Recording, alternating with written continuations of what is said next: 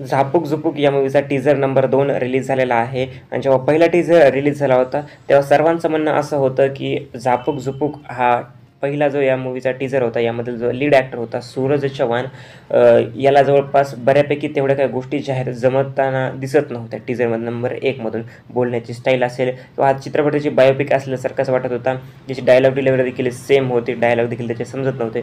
परंतु चित्रपटाच्या मेकर्सने व्हिडिओज बघितले वाटतं, त्यामुळे टीझर नंबर 2 काढताना सूरज चव्हाण जे आहे त्याचे डायलॉग थोडेफार कमीच ठेवले, कारण की बाकीचे कॅरेक्टर्स देखील काय आहेत, बाकीच्या गोष्टी देखील काय असणार आहेत, स्टोरी काय असणार आहे, हे टीझर नंबर 2मध्ये थोडंफार स्पष्ट होताना कळत आहे. ट्रेलर रिलीज झाल्यानंतर समजेलच की नक्की चित्रपट जे आहे कोणत्या गोष्टीवरती बेस असेल. परंतु टीझर नंबर 2 बघून तरी मला वाटतं की नक्कीच यामध्ये वेगवेगळे फॅक्टर्स जे आहेत इन्क्लूड करण्यात आलेले आहेत. बाकी जास्त मी काय टीझर 2 विषयी बोलणार नाही. तुमचं नक्की मत मला टीझर नंबर 2 विषयी सांगा की तुम्हाला हा टीझर कसा वाटला, कसा नाही. आता मला उत्सुकता फक्त चित्रपटाच्या ट्रेलरची आहे.